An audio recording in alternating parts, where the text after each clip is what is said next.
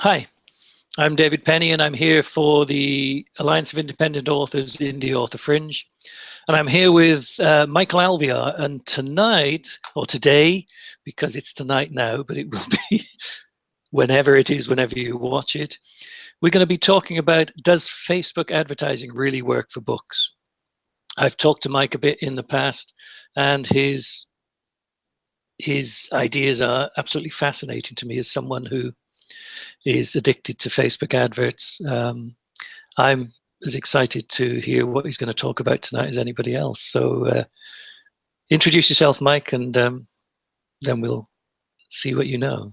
Well, hi, everybody. I'm Michael Alvear. I am the author of Make a Killing on Kindle, and it's a book marketing guide. And while I was writing the new edition, the 2018 edition, just came out last week. While I was writing it, I was fooling around with Facebook and realized I've been an advertising executive for 20 years, and I couldn't make Facebook advertising work for me.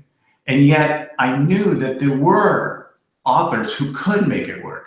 And you know, the problem that we have in our industry, and I'm guilty of it too, is that we tend to talk in superlatives like, oh, Facebook advertising works, as if it works for everyone in every condition. And it's simply not true. And then the thing that's stopping so many authors from making Facebook successful is that we have relied on nothing but anecdote. We don't have a best practices. We don't really understand how we need to use Facebook in a different way than most of Facebook's advertisers. So I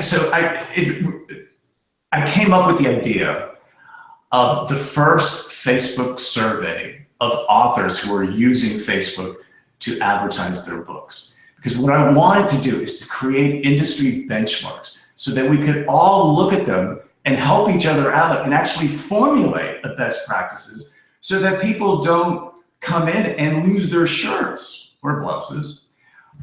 And so it really came out of like my outrage that I had no one and nothing to turn to, except perhaps, you know, the odd article of somebody who hit lightning.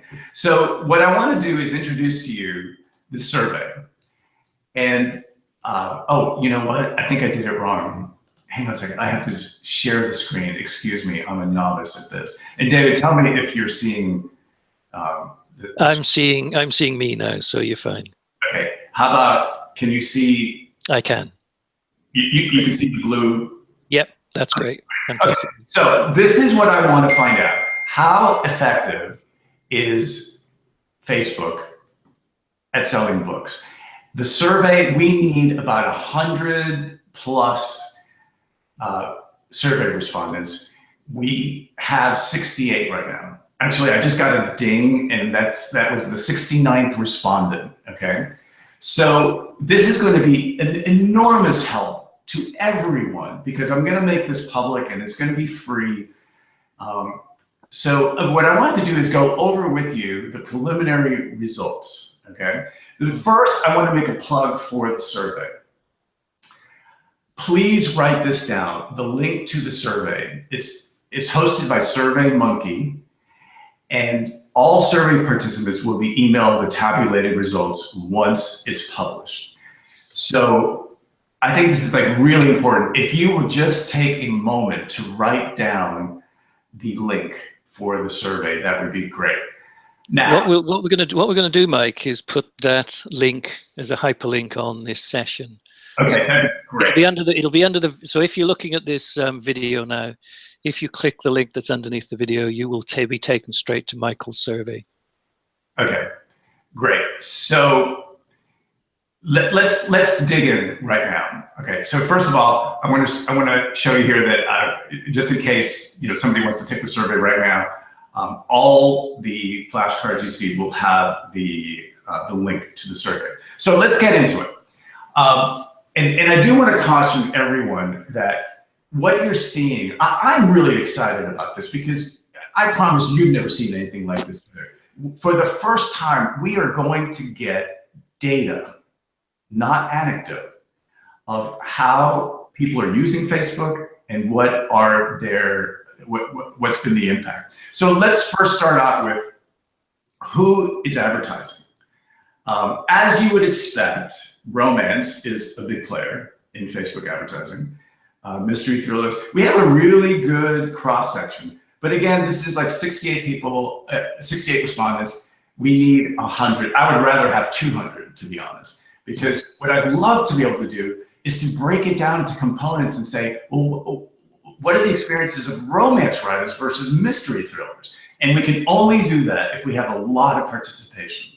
Okay, so second, I wanted to know what price are people advertising their books or their bundles? And I have to say, and David, please jump in with your reactions too.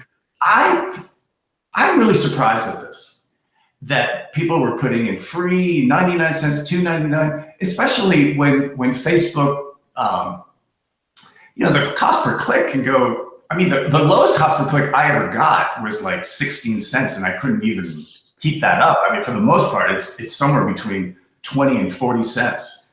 Well, yeah, I'd agree. You can see like a 99 cent, that's not, your ROI is going to be DOA. Yeah, unless you're getting a cost per click of about 25 cents on there, you're going to lose money all the time. Yeah, all the time. And even that, I was really expecting it to be like around $9.99. And we are going to talk about this later because David is one of the few authors who actually does really well. And I think part of the secret is that he's got a series. And I think that is one of the things that we have to take into account. All right, so the next question was, how much money did you spend on your last Facebook campaign? And here, I just want to make a few observations. 30 people, almost half, said less than $100. That tells me that it didn't work for them, because if it worked, you'd be spending more money, right? And the other thing I wanted to show people is this line right here. 4 people, well, really 12, are spent. Let's say 4 here, between 1,000 and 3,000 was their last spend on Facebook. Clearly, these are authors who have hit the jackpot. I mean, it's like, that to me sounds like, fire hose gone wild. Okay. Yeah. Well, 3 of those plus me, Michael. So I filled your survey in when it first came out, but you're right. Is that right, David? Okay. I did, yeah. So I'm one of those 4, and I'm one of the 6 historical fiction writers. So I'm in the pot there. But you're right. If you're going to spend $1,000 a month plus on advertising, you've got to be making more than that. Right. Exactly. So again, I don't want anybody to look at these numbers right now and go home thinking, oh, well, we know exactly what's going on. We don't have enough respondents, but we have enough we certainly have way more data than we've ever had just with this preliminary survey. Okay, how many sales can you attribute to your Facebook campaign? This is really interesting. Look at this figure. 21 out of 68 advertisers didn't sell a single book. Wow. That's shocking, and yet not, because anybody who is advertised on Facebook understands that it's quite difficult. The rest are, there's 9 that are unsure. My feeling is that some of that 21 is unsure too, because it's very hard to track. If you are selling on a regular basis, somewhere between 2 and 5 books a day, let's say, and you start Facebook advertising, and while you're advertising Facebook, the next day you make 4 sales. Well, how can you attribute any of those to Facebook? It's very hard. There are ways of doing it, and we'll talk about that later. But what I wanted to show is that 8 people had sales of 1,000. I mean, 1,000 sales. That's amazing. That's really amazing. I'm looking forward to seeing the full survey to see, so clearly what we have here is, well, actually, let me go to the next slide before I go into that. Was it worth it? Look at those numbers. That is a pie in the face. Because what it's saying is that almost 2/3 of people said, I'm not sure, or no. Now, you can make the case that 29% said yes, but I want to show you this next slide, which I thought was like really interesting. In the survey, I allow people to put comments. And what I thought was really interesting about the comments is that the nays are emphatic, the nays are ambivalent. So here's just, authors who failed literally felt scarred, like they have PTSD. No, absolutely not. F-bomb, no, not at all, I feel scammed. Authors who succeeded were often ambivalent. Yes, no, kind of, sort of. Well, it's created awareness. Well, maybe achieved increased visibility, did get some sales. Now, I don't want to be stupid about this. Clearly, there are people like David who, they're knocking it out of the ballpark. What I'm saying is that generally speaking, the people who said yes were far more ambivalent than the people who said no. The people who said no vehemently. Mm-hmm. The people who said yes tend to be more circumspect. I wonder why. Right, but not not the upper tier. Yeah. Okay, so we're going to end this because the survey is very short, and I want to be able to tabulate cost per clicks and all that, but we just don't have enough right now. So again, I want to caution you, these are preliminary findings. Please take the survey. And if you have not advertised on Facebook, send the link to somebody who has. And let's get this going so that we can all succeed on Facebook. The other thing is that because it's going to be hard, how do you find out about the survey results? If you want to sign up here, look at this link. Please write it down right now. When I've tabulated the survey respondents, once we hit 100 plus, I will email you the results, okay? Whether you advertise on Facebook or not. So this is really important. So just pause the video if you're watching this. No, we'll put that link on the session page as well, Mike. That's no problem. Okay. Now, the other thing that I wanted to do from this survey is that I've started a Facebook group that is basically to share data like cost per click, ROI, screenshots of your best performing ads. It's going to be a community that shares tips, and it's going to be a closed community. The criteria for entrance is that you have to send me a screenshot of a Facebook ad campaign from Facebook, because I want to keep this group. I don't want people who have not advertised on Facebook, because this group is strictly for people who are willing to share their data with other people. And the idea is we're all going to benefit from it, because we will start to understand the trends in click-throughs, cost per click, conversions, all those things that make up a successful advertising campaign. Okay, so the next thing, I just want to say thank you. Thank you, David. He has written, I love the cover of this book. It's really amazing. And if you join the Facebook group, hopefully David will share some of his ads, because he's shown it to me and they are amazing. I mean, the first time I saw his ad, I went, oh crap. Oh. Well, when we spoke the other evening, Mike, you said put something together. So I've got 3 examples I can show you when we finished the presentation, and I'll take you through them. That's awesome. Okay, let me go back to me Can you see me, David? Yep, I can. Great.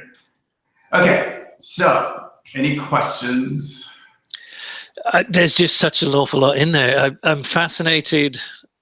I think the concept that you're doing the survey is brilliant, because there's a lot of people out there who talk about how Facebook ads can work for you and how you should manage your Facebook ads and what you should do to make them work. But they tend to be in specific genres. From what you've said, people in romance have tried it a lot, and I find that mystery thrillers seem to be a big subgroup of Facebook advertisers. And once you get into things like literary fiction or non-fiction or historical fiction, as I do, there's less examples of people that are going to work on it. So the fact that you're pulling this survey together is great. And I love the idea that you will have this closed group where people can post their adverts that they find that work. Because the main thing I found when I started out is what examples of something that is going to work for me or not. Right. Yeah, and I actually thought of the Facebook group yesterday. I knew the survey was going to lead to bigger and better things. But like, what I want to do with all of this is that, the indie author market is maturing, but there are certain parts where we're not even in our tweens yet, and advertising is one of them. I want to do a survey for BookBub, for Amazon AMS. What I want to do is like create like an infrastructure so that people can dip in and dip out and go, you know what, there really is a way. Just like, with my book, Make a Killing on Kindle, what I noticed was that like that book is about best practices for covers, for copy, for all these things. And you can see how indie authors have improved their covers, improved their copy, right? I mean, not because of my book, but just over time. But the one thing we have not improved on is advertising, because we're all on our own. Yeah, I think there's also this mindset amongst indie authors. I suspect it's amongst all authors, traditional authors and indie authors, that their first love is how to write a book.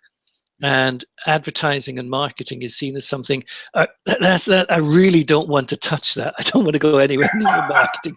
It's not something an author should be concerned with. But I've got some friends who are trad authors, and it's interesting to see that they are being pushed very hard by their publishers to do a lot of the marketing themselves. There's a big difference between writing plots and writing copy.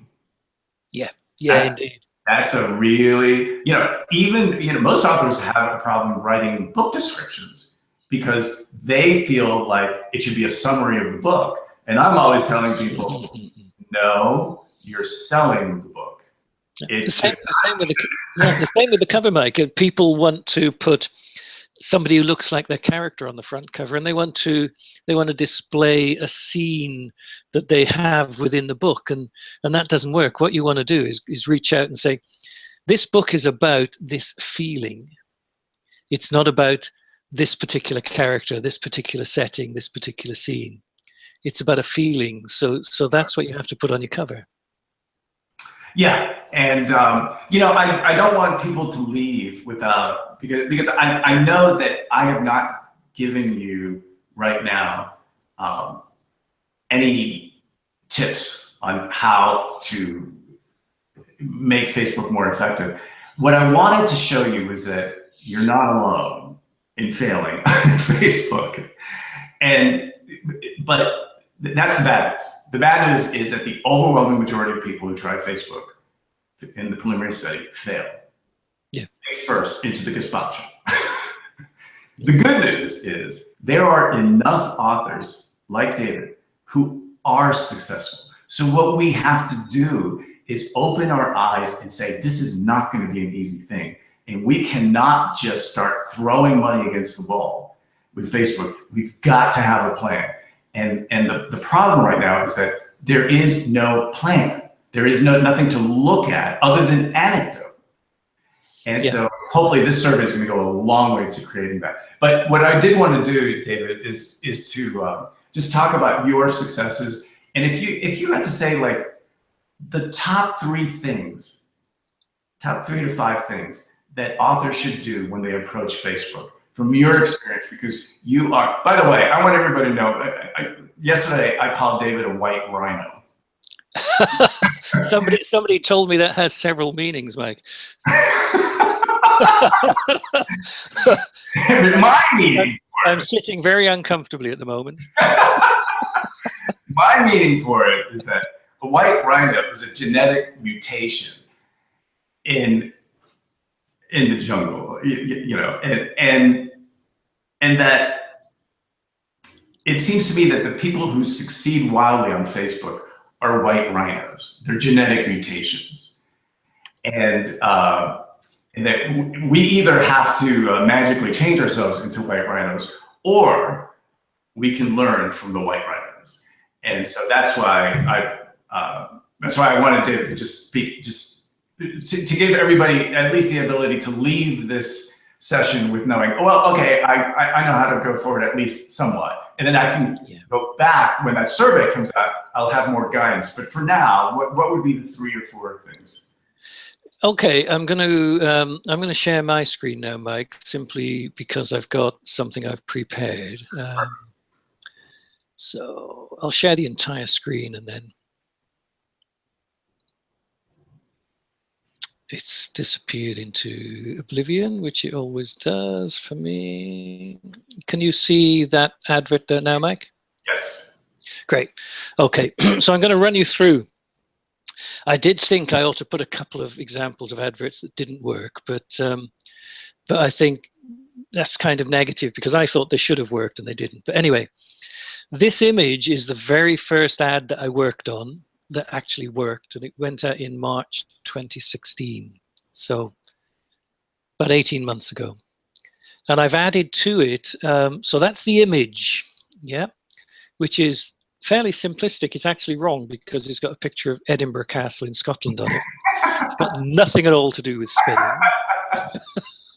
I didn't even know that. I just liked the image. And then some clever sod sent me a message and said, "You do realize this is Edinburgh Castle, don't you?" So I think the text at the top is probably a bit too wordy. I think you need to keep that really, really short. But it, like I said, it's the first one that I made money on. And then all it had was a strap line down the bottom. There was no text underneath that. So that was the first thing that worked for me. The next thing that worked, this is my best performing ad ever. It's still running and I cycle it on and off. So as it runs out of steam, I will turn it off.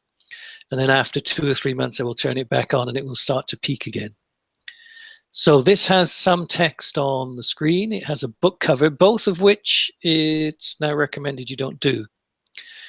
But you can see that the text at the top is shorter.